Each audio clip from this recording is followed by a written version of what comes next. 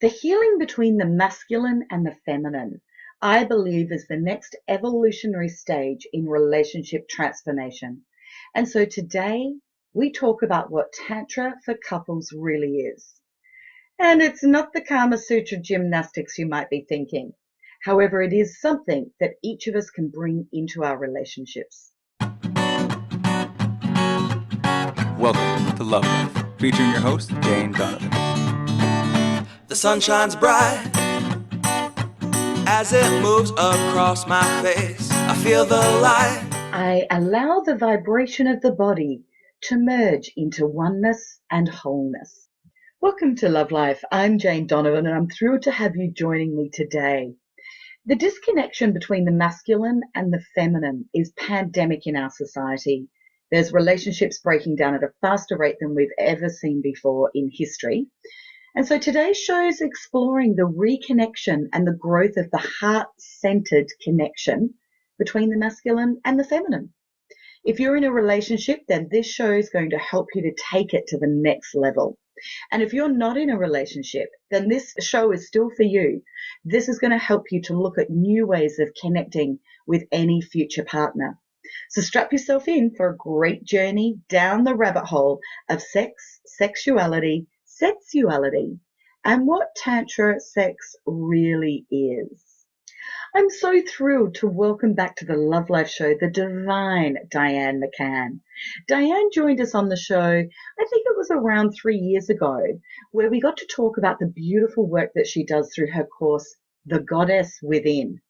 However, Dian, together with her husband Robert, have also been conducting Tantra retreats for couples in Bali for nearly 3 decades. And I believe they've been practicing Tantra for a lot more years than that. Together, they've helped thousands of couples to take their relationships to another level. And so today, we explore the secret world of sex. It's often a taboo, secretive, and I guess very sensitive subject, yet it's crucial to a successful relationship. I start by asking Dian, what was it like to be teaching about Tantra 27 years ago? I imagine that all that time ago, Tantra would have seemed, well, a bit strange and a bit weird. Yes, well, I guess really it was, but we didn't set out, Jane, to be teachers. We set out to have a relationship together that gave us the passion and the intimacy that both of us, me in particular, was searching for, coming from previous relationships where we didn't have that. And so we had to find teachers for ourselves, which we did. And for me, it was like, I thought, I'll be really cool here, when we went off to Hawaii to learn.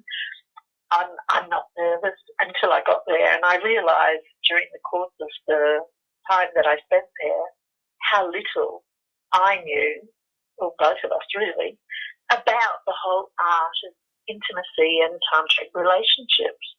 So yes, it was very cutting edge, but they say Tantra is born again every generation, and I guess this was our generation, for which I'm very thankful. It really is a very ancient art. Is it something like 5,000 years ago that they've traced it back? 10,000 BC, Jane. There are temples in India that are so ancient that they are now basically, bits of buildings, and yet they still have they were tantric temples, and so they still have, in inverted commas, the Kama Sutra around the actual walls. And people get all funny about that and think that's really strange and really weird. But Tantra is about energy, and energy is what we are all made of. Yeah? So Tantric sex is about energy more than intercourse. Because I think when people mention or hear the word Kama Sutra, they think of sexual gymnastics, of flexibility. Absolutely. And putting legs behind here and arms there and bodies there and bits and pieces in there and out of there. Absolutely. Based on I'm sure many of your listeners have had acupuncture. Yeah, so Tantra is based on the meridians of the body. And you don't need to know it in order to practice it. But of course, the ancients did know it because they practiced it regularly in order to heal themselves. So that is the tantric side of Kama Sutra. It's not about the gymnastics. I mean, it's not about when you see someone playing a violin with his big toe in her ear, so to speak. That's not really. They're not really making love. What they're doing is they're balancing each other's energies. It has been Diane's absolute life work to help people to heal their hearts, to open their hearts, and to come from love.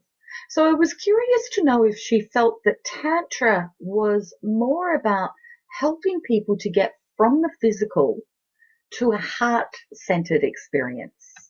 Absolutely. I mean, the truth is for women, we spend most of our time, we say this about men, but we also spend our time in our heads. And, you know, I say to women all over the world, how many times have you been making love when suddenly you've thought, oh, I didn't get the meat out of the freezer for dinner tomorrow? You know, and our brains actually go off on that tangent. And therefore, we're no longer in present time consciousness. We're no longer with our lover, with our beloved. We're not there. Men are so focused on doing whatever they're doing, and if that happens to be making love, that happens to be making love, which is why men generally have no problem having an orgasm, but women, of course, get really close, and then it just disappears, and it's because they're not centered in their bodies. So for both men and women, what we say is Tantra brings the energy from a woman's head down to her heart and then down to her yoni, which is the Sanskrit word for vagina, back down to her sexual core. And for a man, we want to bring the energy up from his sexual core, because men get turned on at the drop of a hat. You know, they can see a gorgeous woman in a bikini walking along a road and suddenly they're turned on. Yes. So, I always say it's the stir fry versus the slow cooker. Exactly. So we want to change that for a man as well, get him to bring his energy from his genitals up to his heart, and therein lies the intimacy. Therein lies the ability for two people to connect at a heart level, which very few people in relationship ever do. This is such powerful stuff. This can change the planet, Diane, but of course you know that. And I am putting on now my matchmaker's hat, where I have coached for the past decade single people. And one of the things that I hear constantly is women saying, you know, I'm really not interested in sex. And yet I know I've got to push through that if I want to have another relationship again. And when I've questioned, you know, why are you not interested in sex? There's all sorts of reasons, from I'm tired, I'm stressed, I'm not interested, I've got no sex drive, it's hormonal, blah, blah, blah. But so many of them have said, look, they don't experience orgasm, they don't experience sexual pleasure, there's nothing in it for them. It's almost, it's a one-sided journey. Yet at the same time, these women are living lives in very much alpha energy. Do you find that Tantra helps women to embrace more of the femininity? Oh, yes, absolutely. You know, it's life-changing for couples. When we're making love, generally speaking, a man learns very quickly what turns a woman on. Unfortunately, because men are so focused on doing what they think works, they do that same thing for the next 40 years, which is why women get bored with sex. Now, that's one tiny aspect. But with women, when we are being made love to, there's always that edge. We have to have an orgasm, you know. We have to bring him to orgasm. Why aren't I feeling more than I'm feeling? And every now and then, women have these mind-boggling orgasms, and it's all fantastic. but it doesn't happen all the time because we're not focusing on our heart. And most women are not ready to make love when they do make love. So yes, when you are making love in a tantric way, it allows for no performance from a man. A man does not have to perform, which is huge for a man. Because from a man's perspective, men always have to think that they have to bring a woman to orgasm. So it's like neither of us talk about it because that's just the way that it's always been, and that's what we see on television and in movies, and, you know, here's this mad, passionate, fast lovemaking. But the description I use for Tantra is the valley and the mountain. And in the Western world, the valley is the foreplay, which my husband says should be template because women always want more, which is true, we do. The foreplay doesn't get us where we need to be. But nevertheless, the mountain is the orgasm. In tantric lovemaking, it's the other way around. The valley is orgasm, and the mountain is what else is possible. And that, believe it or not, outweighs any orgasm anywhere. Amazing. Well, I have to agree with Diane. That really is amazing. One of the things I have observed in my dating and social club for single people is that a lot of women are saying, where are all the men? And I'm talking, men that are in their 40s, 50s, 60s, beyond. And one of the things that I've observed is that a lot of men have been very deeply hurt when their relationships have ended. That's not to say that women haven't been too, but for now, let's stick with the story of the men being hurt. And they often, as a result, have a lot of fear around pleasing another woman, and that includes sexually. And so there's a lot of sexual anxiety, there's a lot of fear around sexual performance. And so I was curious to ask Diane if the men that have been really hurt, really emotionally damaged, can Tantra help them to heal that and open their hearts again? Absolutely. I mean, we have had men who have been so badly damaged physically, never mind emotionally and mentally, sexually. And of course, we have women in the same boat, not so much physically as in, we've had a couple of guys who've had serious accidents that has damaged their genitalia. And that's, that's kind of terrifying for them because they don't want to go there ever again because it's too scary. But because we're talking about the heart more than we're talking about intercourse, it's just such a different scenario. So we see guys, well, a year ago we did a Tantra. We had people who had 30s, 40s, 50s, 60s and 70s. And the man in his 70s was in his second relationship, and he was just so tearfully grateful. He said, I never knew it could be this like this, and I never knew it could be this easy because there is no pressure on either side. It's beautiful. So it changes lives. I can imagine it would incredibly. Now, how much do you feel that, the sexual dysfunction of many people is as a result of their early sexual experiences, the fumbling in the backseat of the car, the girl that says yes because she has the fear of losing the boyfriend when she's too young, the guy that's got no education at all around how to actually try and make love to somebody? Do you feel that sets up the pattern for a long time to come? Absolutely, Jane, without any shadow of a doubt. I mean, there is tons of work that's been done since the 60s, what we call armouring. And I hold the belief very strongly that both men and women armour their genitalia. When guys pump into a woman really hard and really fast, basically women are used to friction and they do not cope without friction because that's how they're used to feeling. It's a little like, and this is on a different subject, but it's a little like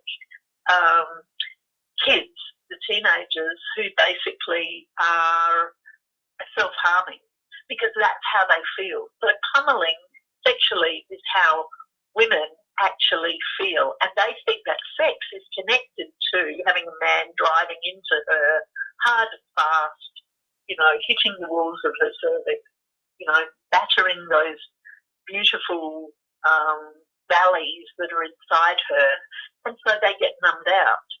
So too do men, because men cannot keep going like that without numbing something out. So that's why Tantra is very slow, Tantra is very different from normal lovemaking. And in the slowness comes the ability to heal the genitalia of both men and women. And that is beautiful, because once the yoni and the lingam, which is another word for penis, they're Sanskrit words, once they have been healed, there's actually an aliveness to them that is not known in other men and women. Like, they have no idea what you're talking about. But there's an actual, when the yoni is alive, it actually draws the lingam in, and the lingam can feel it. It's almost like, it's a really weird analogy, but it's really like a mouse running towards cheese, because the yoni just draws in the energy of the lingam. And remember, we're talking energy. So it's very different from normal sex. I can imagine a lot of people really desiring to take their relationships to this level. However, I can imagine the big stumbling block would be vulnerability. Absolutely, on both parties. We've had guys who the women have said, "Oh, look, we really want you to come. Will you come with me and do Tantra?" And the men go, "Well, we've been making love for 25 years. You've never said that you weren't happy before." And it's almost like they take it as an affront to their ego that they could ever possibly learn anything about Tantra, because after all, how hard is it? You put it in, move it around, you whip it out, you wipe it. No, that's a terrible old saying. Well, it's true. It is true, yes. But for women, women know there's more. I mean, there's a part of us that knows that there has to be more than what we've had. And no matter how good the good is, it is, if Robert, my husband, describes it as normal sex that most people on the planet have frequently during the week, normal sex is like eating at McDonald's. Tantra is like eating at a 5-star restaurant. Oh, that's a gorgeous analogy. Yeah, and that's the absolute difference. People who have made love in a tantric way, basically, that's all they want to do then for the rest of their life. And what I'm going to tell you is, we also have two things on this. We also have women talking about vulnerability who say, I'm never going there. Like, I've given him 99.9% of me, and he is not having that last tiny weeny bit. I'll never turn up. It's like, no, I don't want to do that. What they do then is they cut off their nose to spite their face, because neither one then get to have the magic in their relationship that makes the companionship turn into that passion again. Because, after you've had a couple of kids, the men are busy out there working like fiends to give the women, provide for the house. And most women these days are out working as well. It's like everyone's exhausted. Who's got time to make love? And suddenly you look at each other and you go, oh, well, we haven't done it for a couple of weeks. I suppose we should. And you do. And it's like, oh, well, that's over with. Thank God. Finished. And that is such a routine for so many people I know. How, though, if one person is desiring to go there and wanting to explore Tantra with their partner, the vulnerability comes about because the insecurity of one of them saying, I want to explore this, and the other going, why aren't I any good? I thought we were happy, and it can be insulting. And that's why it's so often the dirty secret that's never spoken about, because women have for years faked orgasm, or that, to hurry up, get it over. If I fake an orgasm, you'll stop. And so they've set themselves up for a lack of honesty and integrity in the sexual arena. What advice do you have, I guess, for women, but it can be men as well, who are wanting to approach this with their partner in a gentle, delicate way? One of the things that I think is missing in relationships, besides the integrity of speaking the truth, is the ability to actually see each other. So I would sit opposite your beloved. We call it sitting in yap yum. So, but you don't have to do that because it'd probably scare the pants off your partner. Sit opposite each other, look into each other's eyes. Do you know how many couples, even after 20, 30, 40 years, have never looked into each other's eyes? They have no idea how to do that. So you get them to look into each other's eyes, basically have a sharing. What I really want to share with you is I really want more with you. If you don't speak about it, they don't know. I love you. I love making love with you. Or our love making could do with an upgrade. But it's about the honesty, Jane. It's like people die desperately lonely. There's that song that John Denver wrote. He said, lying here beside you is when I'm most alone. And, that's true for so many relationships. And they stay together. Why do you think people have affairs, Because the grass always looks greener over the other side of the fence, doesn't it? And people are lonely. People's bodies need nurturing. People's souls need touching.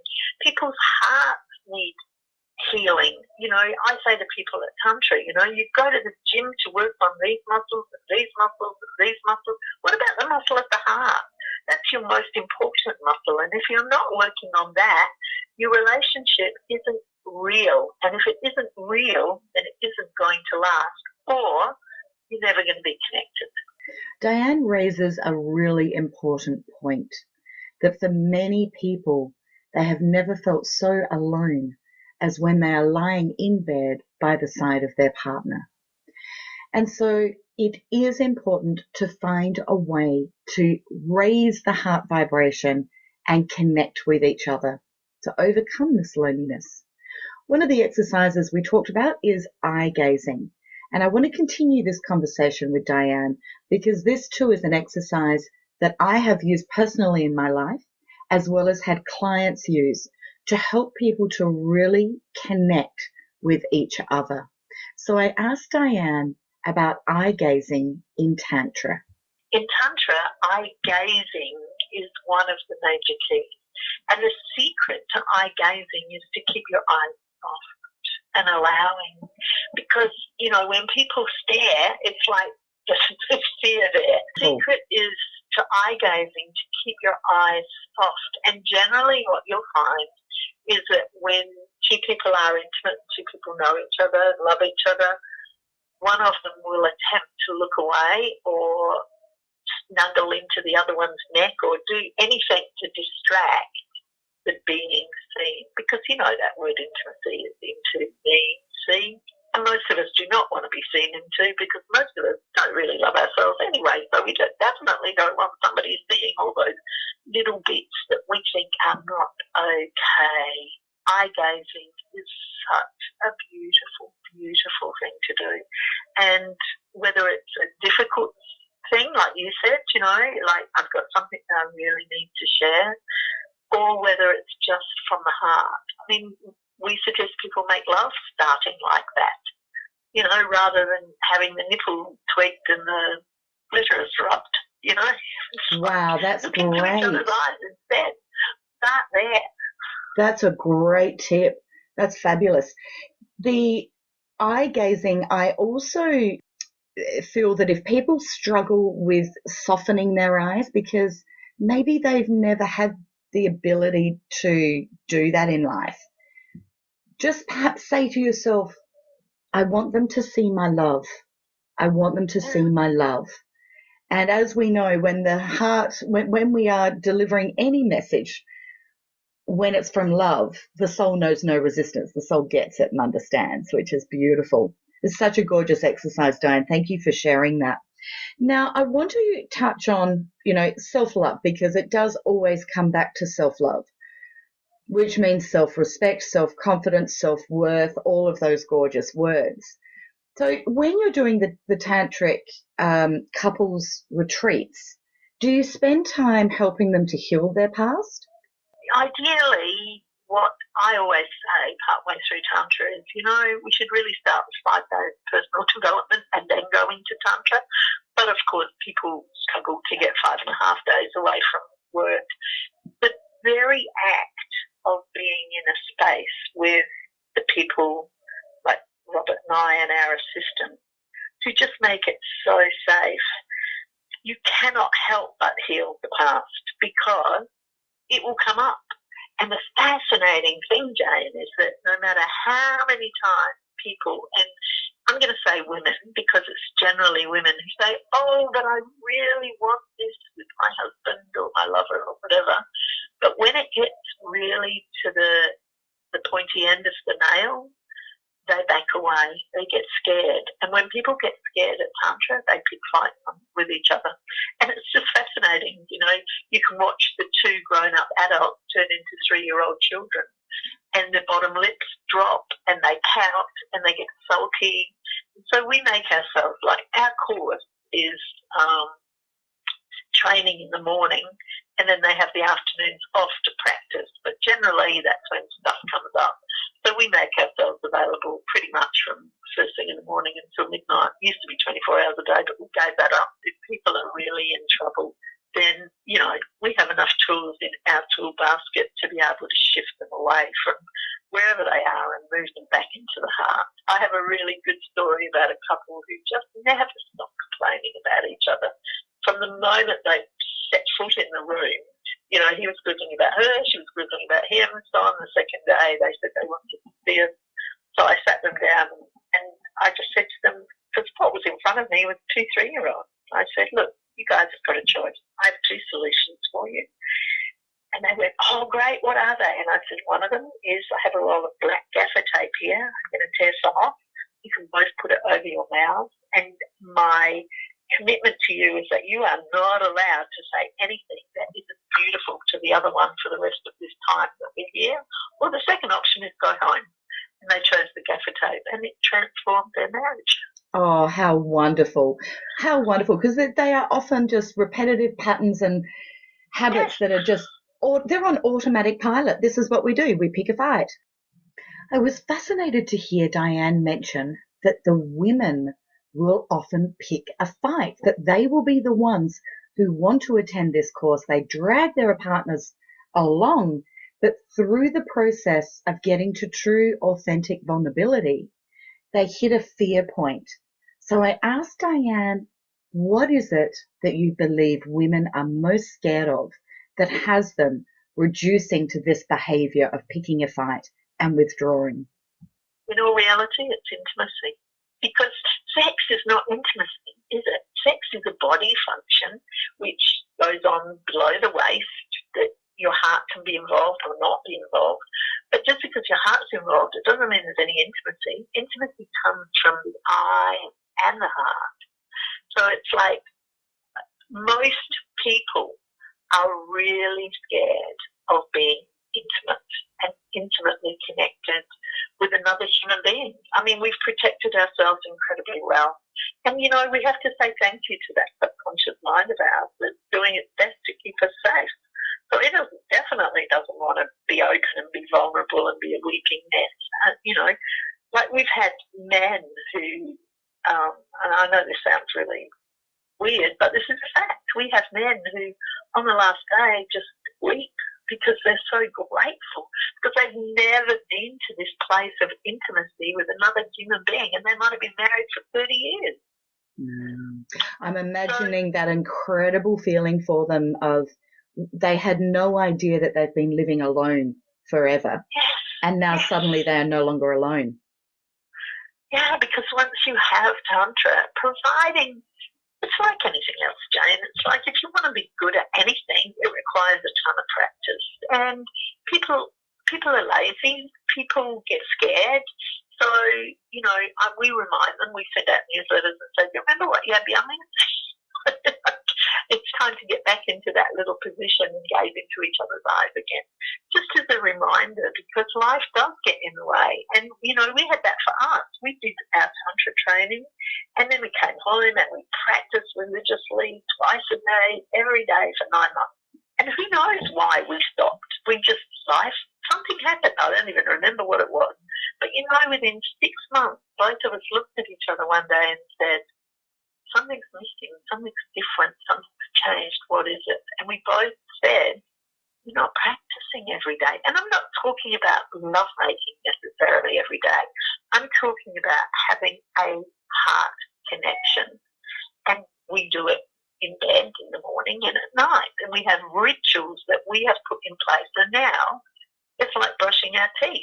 We never go to sleep without performing these rituals, these tantric rituals. And we never wake up in the morning without doing them either. So it's like they're part of our life now, but it's called practice. And whether people have the dedication to practice is another thing. But the truth is that you cannot not be changed by coming to Tantra, which is why people come back. I'll tell you a really amazing story that I know this particular couple won't mind me sharing. But our assistant in our course in April, they came and did Tantra. He bought it for her. They had been together for about 40 years then. And he bought it for her as a gift.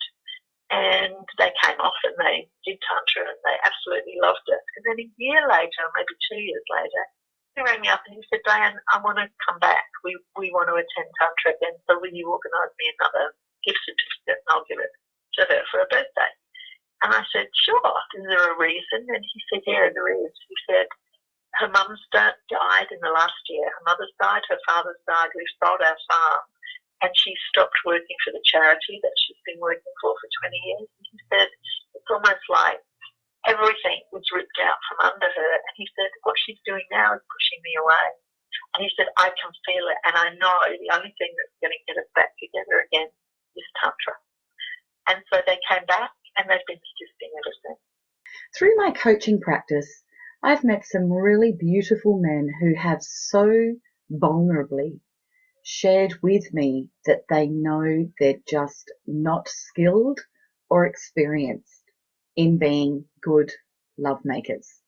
And that has a lot of fear around it for them. So I was really hoping that if I posed this situation to Dian, that she'd be able to say that Tantra absolutely would help these men. Well, I hear what you're saying and I agree with it completely. And we have tons of men who they don't necessarily have high emotional intelligence. They've never been allowed to feel. They've never been taught that it's okay to ask for what they want or to surrender in any way, shape or form. So they're the doers of the world, And we have tons of those men. And I watch them generally on day one with their arms folded. In fact, one guy said to me, "This is the greatest lot of BS I've ever heard in my life." That was on the first night. Yet we hadn't even started, And by the end of the 5.5 days, he was a completely different man. He booked in for them to come back the following year for their 25th wedding anniversary.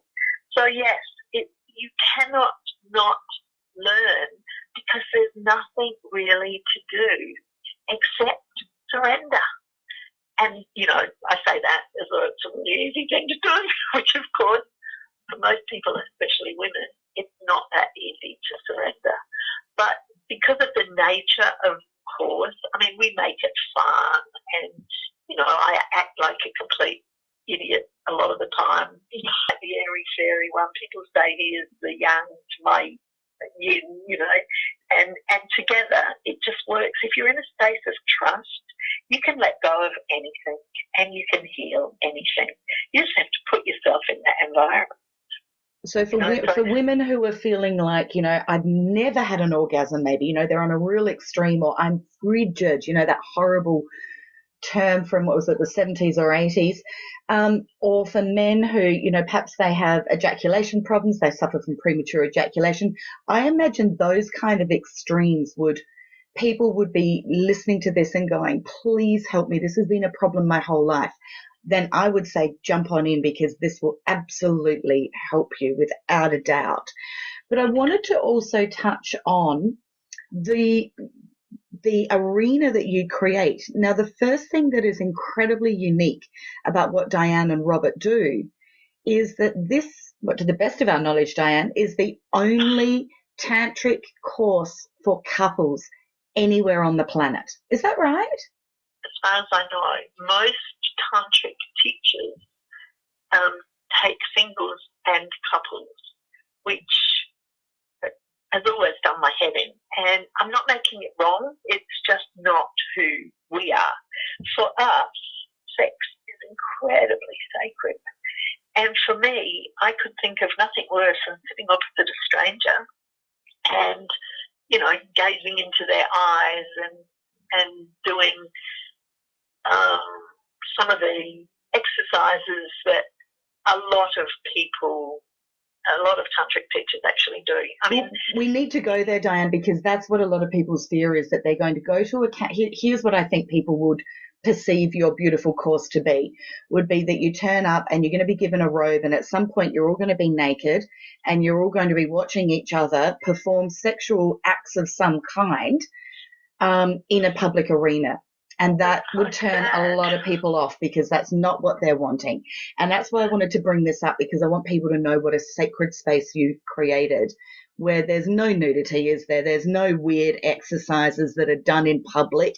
The challenge, of course, with Tantra, Jane, is that when it came back into the public eye, probably in about the 60s, even though it's 10,000 BC, you know, it's been around since then, it's like when it came back, people who brought it back were people like Bhagwan Rajneesh, and, you know, he was the exponent of free love.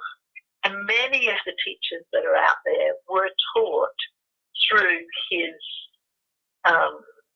what do you want to call it, his ashram, really. I mean, people went to his ashram and, you know, they learnt about Tantra there. So, and it split off into two different schools, which was the school that came from, yeah, free love is great. And for us, that has never, ever, ever worked. So our teachers did not come from that perspective at all. Our teachers, even though they did take singles, there was never any nudity in the room. There was never anything untoward. No, nothing that would confront you to any, you know, to any degree. I mean, maybe you might get to, you know, do a process where you look into each other's eyes and say, hi, my name's so-and-so, you know, as an introduction. If that scares the daylights out of you, then, you know, perhaps it's not for you.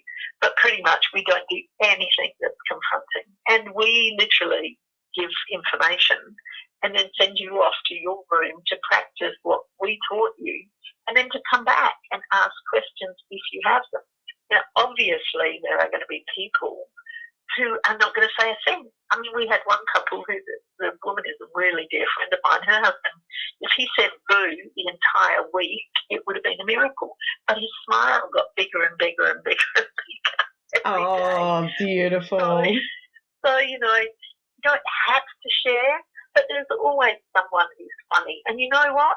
I always thought that people would come out of Tantra saying, oh my God, you know, my entire sex life has changed. I've learned that, you know, that I'm an orgasmic woman, or I've learned that I'm a, you know, a sensual man, or whatever. Nobody's ever said that to us. Everyone that does Tantra comes out and says, this, what I learned was about communication from the heart.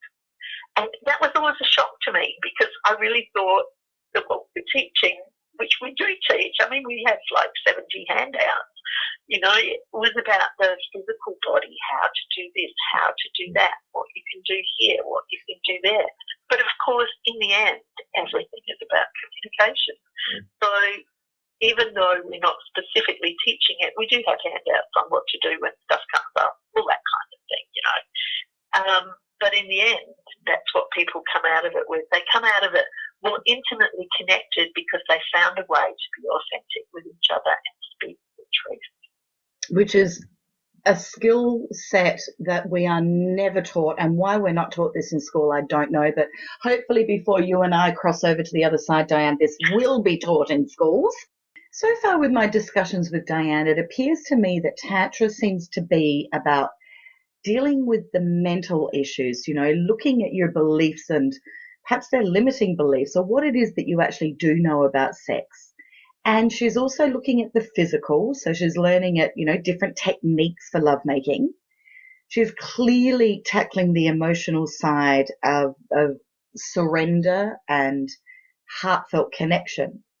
But I wanted to talk also about energetically, because that seems to be the real magic that adds into the mix of the body, mind, and emotions that seems to produce dynamic results in relationships. Well, most people, especially most men, I mean, unless they're conscious, and a lot of people who come to Tantra have one person who's done a workshop with us, either the men's course or the women's course, or they've been recommended by friends. But a lot of people have never heard of chakras. They have no idea what a chakra is. They don't see themselves as an energetic body at all. So the mere fact that they actually are starting to become aware of the chakras in their body, that they're actually starting to feel the energy just from having their hands on their beloved's heart, or on their back. It's like they're starting to feel. That is huge for people. And so Tantra is never, ever, ever about just one thing. I mean, Tantra literally is the connection of the physical with the emotional, with the mental, with, with everything. Physical, emotional, mental, and spiritual. Mm-hmm.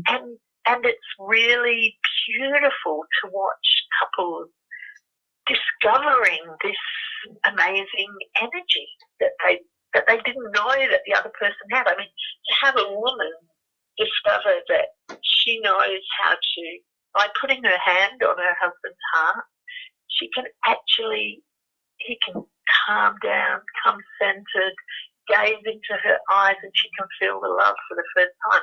And that's got nothing to do with genitals, That is so powerful. I can imagine women hearing you say that going, oh, I want that, I want that. Well, we had a man who many, many, many years ago, he came up to us at the end and he was really emotional. He said, Diane, if I had known that I was my beloved's healer, I would have been here years ago, because she'd been trying to get him there for quite a long time. And, what we emphasize is men, whether you know it or you don't, you are your beloved's healer. And your job is to assist her through touch, not through words, not through doing, through touch, gentle, slow, just holding touch. And women, your job is to open your man's heart and to allow him to begin to feel that he is your healer. And if you can move to there, you've got a miracle of a relationship. Let's get into your gorgeous retreats, though, because I'm sure that plenty of people are thinking, I want to do this.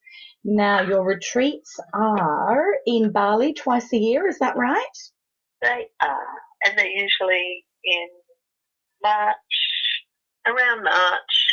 Like next year is March the 26th to the 29th, and then it's in September as well. So we usually do them 6 months apart. And people say, why are you doing Bali? And I say, because Bali is a feminine island. It's always warm. The ambience is divine. Everything is really inexpensive, and it's actually cheaper than doing it in Australia, which is very sad. But that's a fact. It's a beautiful energy, Bali, and the Balinese people are the pure expression of happiness and joy that I just think it's such a lovely arena to be in, and vibrationally very conducive to assisting you energetically in the beautiful work that you and Robert are doing. Before we let Diane go, I wanted to ask her if she had any final words for our beautiful listeners. I guess I just want to end by saying, if you are in a relationship, know that it is such a privilege and a blessing to be with someone that once upon a time you absolutely loved and adored them, and your energy together was incredible, and for most people you could not wait to make love, and that dissipates. honour the fact that you love and do whatever you can, whether it's doing a course, reading a book, I don't care what you do. Sit on the bed and look into each other's eyes, but find that love, because the truth is love is the most precious thing in the entire universe, and it's why we're all here. So love more. Dian, thank you so much for your incredible wisdom again. Thank you so much, Jane. You are an angel. And to everyone out there, many blessings, infinite love and gratitude. And remember what I said, just keep loving each other. Let's heal the world. And as you heard from Dian, her words of love more and heal the world. And that truly is her mission in life, one person at a time. Pondering the beautiful wisdom that Dian has shared with us, while there were many great take-home ideas and tools and tips that she shared, there was one comment that has really been a huge aha moment for me. We are each other's healers. Now, for a long time in relationships, I have talked about how we are each other's mirrors, we are each other's shadow sides, we are each other's signposts. And I've never considered that we are also each other's healers. So considering this new thought process, how are you stepping up to be the healer for your partner? Are you doing it, or are you waiting for them to heal you first? Somebody has to go first in this. And I've talked about this in other podcasts. It's not an easy thing because we have an entitlement, we have a protective boundary. We get to a point where we feel that it has to be earned from us. But what if you were to soften all of that?